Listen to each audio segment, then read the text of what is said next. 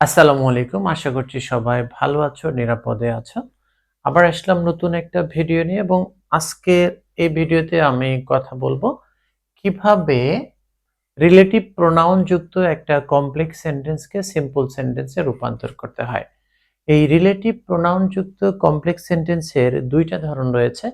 কখনো দেখবে যে রিলেটিভ প্রোনাউন যুক্ত এই সাবঅর্ডিনেট ক্লজটি অ্যাক্টিভ সেন্সে রয়েছে এবং কখনো এটি দেখবে যে প্যাসিভ সেন্সে রয়েছে। তো দুই ক্ষেত্রে দুরকম নিয়ম হয়। তাহলে চলো আজকের ভিডিওতে দেখে নিই কিভাবে এই দুই ধরনের কমপ্লেক্স সেন্টেন্সকে সিম্পল সেন্টেন্সে সহজে রূপান্তর করা যায়। তোমরা এখানে দেখতে পাচ্ছ যে আমি দুইটা কমপ্লেক্স সেন্টেন্স লিখেছি। প্রথম যে কমপ্লেক্স সেন্টেন্সটি রয়েছে, I know the man who lives here. তোমরা জানো যে যদি কোনো ক্লোজ হু, হুইচ এবং দ্যাট দ্বারা শুরু হয়, এটা কে বলা হয় রিলেটিভ প্রোনাউন যুক্ত একটা ক্লোজ এবং এটি হচ্ছে সাবঅর্ডিনেট ক্লোজ। তো এরকম কমপ্লেক্স সেন্টেন্সে যদি রিলেটিভ প্রোনাউন যুক্ত একটা সাবঅর্ডিনেট ক্লোজ থাকে এবং এই রিলেটিভ প্রোনাউনের পরে যদি এরকম একটা ভার্ব থাকে এবং এটা দ্বারা যদি অ্যাক্টিভ সেন্স বোঝায়, যেমন আই নো দ্য ম্যান, আমি সেই লোকটিকে চিনি যে এখানে বাস করে। তাহলে কে এখানে বাস করে?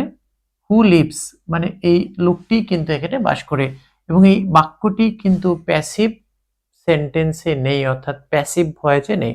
তো রিলেটিভ প্রোনাউন যুক্ত এরকম সাবঅর্ডিনেট ক্লোজ যদি অ্যাক্টিভ সেন্সে থাকে, অ্যাক্টিভ বলতে এখানে আমি যেটা বোঝাচ্ছি যে যখন এই রিলেটিভ প্রোনাউন যার পরিবর্তে নেওয়া হবে, এই নাউন বা প্রোনাউনটি যদি এই কাজটা করে, যেমন লিভস মানে বাস করা, এটা কে করে? এই ম্যানই কিন্তু করে। এই জন্য আমি এটাকে বলছি যে অ্যাক্টিভ ভয়েস। তাহলে রিলেটিভ প্রোনাউন যুক্ত সাবঅর্ডিনেট ক্লজটি যদি অ্যাক্টিভ ভয়েস বা অ্যাক্টিভ সেন্সে থাকে, তাহলে সিম্পল করার সময় যেটি করতে হবে, এর আগের ভিডিওতে আমি বলেছি এই যে প্রিন্সিপাল ক্লজ, এটির কিন্তু কোনো রকম পরিবর্তন হবে না, যা আছে তাই থাকবে। I know the man. এবার এই যে রিলেটিভ প্রোনাউন আছে, এটা কিন্তু সিম্পল সেন্টেন্সে রাখা যাবে না, এই জন্য এটাকে বাদ দিতে হবে। বাদ দেওয়ার সঙ্গে সঙ্গে এর পরের যে ভার্বটা আছে এর সঙ্গে আইএনজি করে দিতে হবে, তাহলে এটি একটা সিম্পল সেন্টেন্সে রূপান্তরিত হবে। তাহলে I know the man living here, মানে এখানে বসবাসরত লোকটিকে আমি চিনি। এবার চলো পরের যে এক্সাম্পলটি রয়েছে একটু পড়ি। রাজা bought a car which was made in Japan.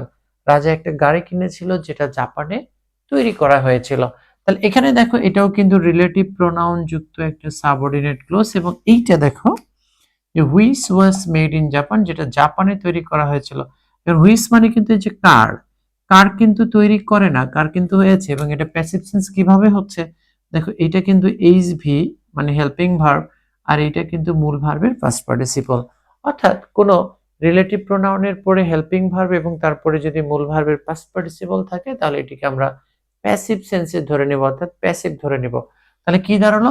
এটা হলো অ্যাক্টিভ আর এটা হলো প্যাসিভ। তাহলে রিলেটিভ প্রোনাউন যুক্ত সাবঅর্ডিনেট ক্লজ যদি প্যাসিভ ভয়েসে থাকে, তাহলে যেটি করতে হবে যে আমরা প্রিন্সিপাল ক্লজটি লিখব, রাজা বট এ কার। ওকে, এই যে এবার রিলেটিভ প্রোনাউন থেকে শুরু করে এই যে হেল্পিং ভার্ব পর্যন্ত এই অংশটাকে বাদ দিতে হবে, দিয়ে পরবর্তী অংশ যা আছে তাই মেড ইন জাপান, এরকম হবে মেড ইন জাপান। তাহলে কি দাঁড়ালো? জাপানে তৈরি একটা কার রাজা কিনেছিল। এইভাবে কিন্তু মূলত কি করতে হবে, রিলেটিভ প্রোনাউন যুক্ত এই একটা কমপ্লেক্স সেন্টেন্সকে সিম্পল সেন্টেন্সে রূপান্তর করতে হবে। এবার আমি একই রকম আরেকটা জিনিস দেখাবো তোমাদের, এইটা একটু খেয়াল করো। কমপ্লেক্স এরকম করেও রিলেটিভ প্রোনাউন যুক্ত ক্লোজ থাকতে পারে।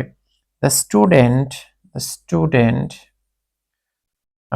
হু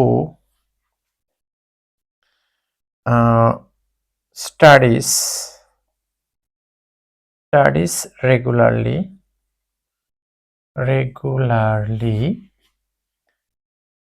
makes a good result, makes a good result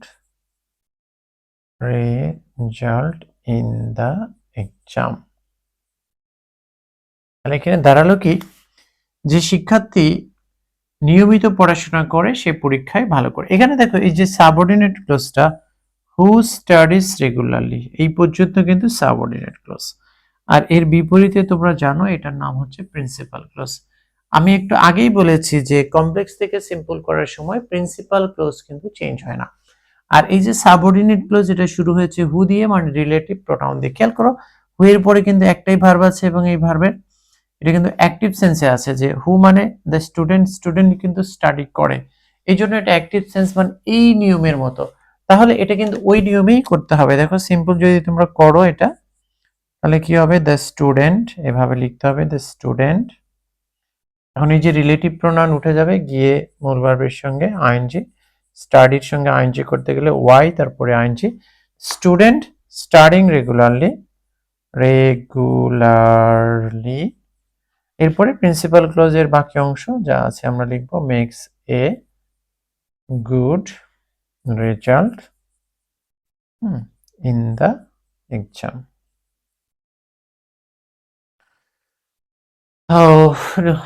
deer learners, আশা করছি তোমরা বুঝতে পেরেছো যে এই রিলেটিভ প্রোনাউন যুক্ত একটা কমপ্লেক্স সেন্টেন্সকে কিভাবে সিম্পল সেন্টেন্সে রূপান্তর করতে হয়। দুইটা নিয়ম খেয়াল রাখতে হবে। রিলেটিভ প্রোনাউন যুক্ত ক্লজটি কখনো অ্যাক্টিভ সেন্সে থাকবে, সেক্ষেত্রে আইএনজি করতে হবে, এবং যদি এটা প্যাসিভ সেন্সে থাকে তাহলে relative pronoun plus helping verb বাদ দিয়ে বাকি অংশ লিখে দিলেই কিন্তু খুব সহজেই তোমরা একটা কমপ্লেক্স সেন্টেন্সকে সিম্পল সেন্টেন্সে রূপান্তর করতে পারবে।